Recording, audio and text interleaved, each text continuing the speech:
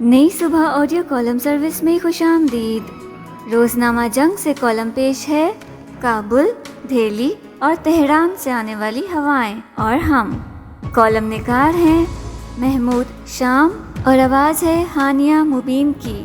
اگر آپ نئی صبح کی آڈیو لائبریری سے مستفید ہونا چاہتے ہیں یا ہمارے ساتھ والنٹیئر کرنا چاہتے ہیں تو وزٹ کیجیے ہماری web site www.naisubha.org naisubah.org۔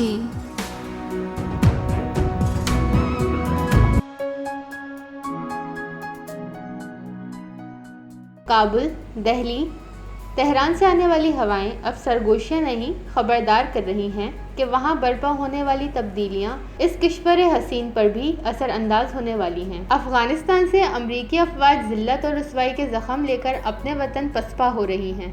Bharat کی مودی سرکار کشمیر کے حوالے سے کچھ نیا سوانگ رچانے والی ہے۔ ایران میں سخت گیر رویہ رکھنے والے صدر کو ایرانیوں نے اپنی تقدیر سونپ دی ہے۔ فلسطین میں شدت پسند بنیاد پرست یہودی وزیر اعظم بن گیا ہے۔ امریکہ اور انڈیا مل کر ہمارے دوست محسن چین کے لیے مشکلات پیدا کر رہے ہیں۔ کیا ہماری قیادت کی دعوے دار حکمران، سیاسی جماعت اور دوسری سیاسی پارٹیوں نے اس بین الاقوامی صورتحال پر اپنی کسی مرکزی کمیٹی کا اجلاس طلب کیا ہے؟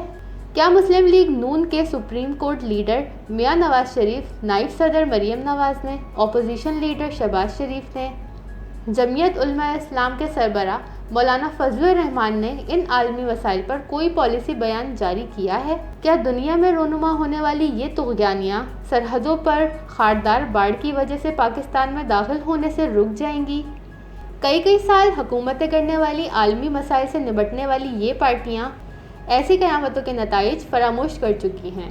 کیا ہم بھول چکے ہیں کہ 9/11 کے بعد پاکستانیوں کو کیسی آفات کا مقابلہ نہیں کرنا پڑا تھا؟ کیا کسی قومی سیاسی جماعت کو یہ ادراک نہیں ہے کہ افغانستان میں جب موجودہ سرکاری ڈھانچہ طالبان کے سامنے زمیں بوس ہوگا تو وہاں سے پھر مہاجرین کے قافلے طور خم کی طرف نہیں بڑھیں گے؟ طالبان کی مذہبی پالیسیاں خیبر پختونخوا میں نئے ضم ہونے والے اضلاع کو برآمد نہیں ہوں گی؟ کیا پھر پختون ولی کی روایتی میزبانیاں شروع نہیں ہوں گی؟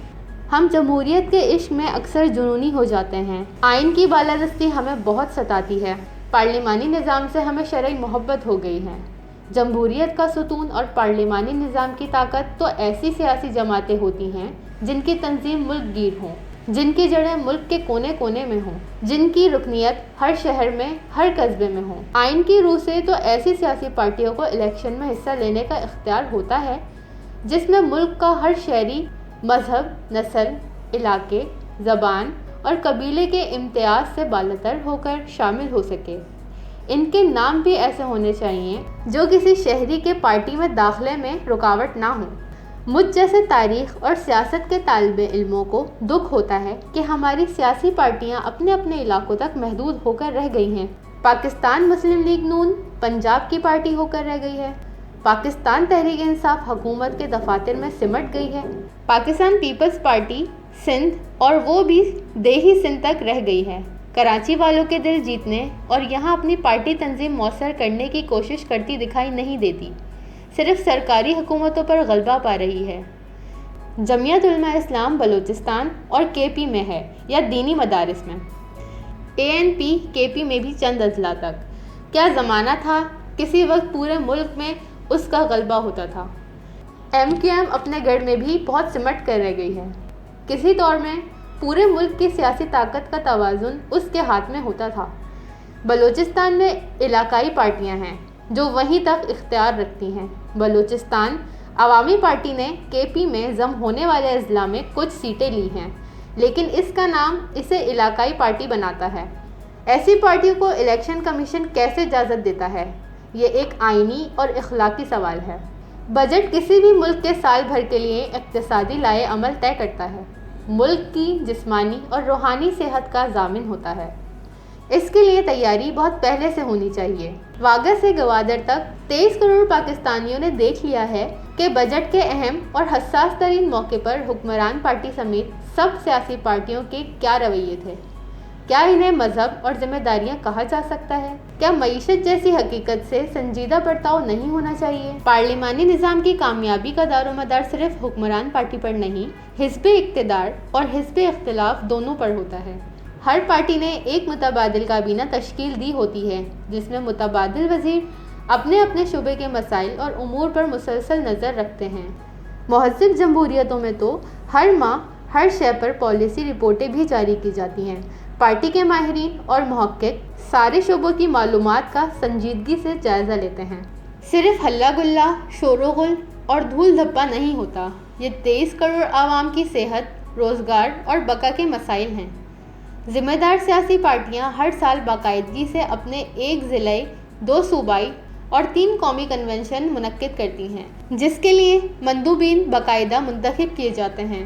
اس سے ہر پارٹی میں ایک جمہوری تمدن برقرار رہتا ہے اور پارٹی کے ہر کارکن کو یہ اعتماد نصیب ہوتا ہے کہ اسے فیصلے سازی میں شریک کیا جا رہا ہے۔ کیا ایسا ہو رہا ہے؟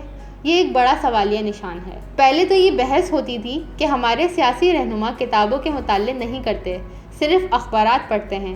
اب تو اخبارات پڑھنا بھی چھوڑ دیے ہیں، صرف ٹاک شوز دیکھتے ہیں یا خبریں۔ الیکٹرانک میڈیا سب سے زیادہ جگہ اور وقت سیاسی رہنماؤں کو ہی دیتا ہے، جو قوم کا 1% حصہ بھی نہیں ہوں گے۔ اس اہمیت کے باوجود سیاسی رہنما عوام کے ذہنوں میں دیر پا تاثر کیوں قائم نہیں کر پاتے؟ اس لیے کہ ان کی سوچ سطحی ہو گئی ہے، ان کے فہم میں گہرائی نہیں ہے۔ سیاسی پارٹیوں کو سیاسی اتحادیوں نے بہت نقصان پہنچایا ہے، کیونکہ وہ اپنی پارٹی کی ملک گیر تنظیم کے عمل کو نظر انداز کر کے اتحاد کے جھولوں کے مزے لینے لگ جاتے ہیں۔ ان پارٹیوں کی ویب سائٹس ہیں، مگر وہاں بھی زیادہ تر بیانات ہیں۔ آپ مختلف اہم موضوعات پر پارٹی پالیسی جاننا چاہیں تو رہنمائی نہیں ملتی۔ کس صوبے، کس ضلع میں پارٹی کے رجسٹرڈ ارکان کتنے ہیں، دفاتر، اسٹڈی سینٹرز کہاں کہاں ہیں، ایسی معلومات دستیاب نہیں ہیں۔ 21ویں صدی کی تیسری دہائی میں دنیا کی جمہوریتیں جن بلندیوں پر ہیں، ہمیں وہاں تک پہنچنے میں کتنے برس لگیں گے، یہ سیاسی پارٹیوں کے رویوں اور ویب سائٹ سے اندازہ کیا جا سکتا ہے۔ اب علاقے میں اور عالمی سطح پر کورونا کے خاتمے کے بعد جس تیزی سے اقتصادی، سماجی، سیاسی، عالمی اور میڈیکل پالیسیاں طے ہونے والی ہیں، کیا ہماری سیاسی پارٹیاں اس تیز رفتاری سے آگے بڑھ سکیں گی؟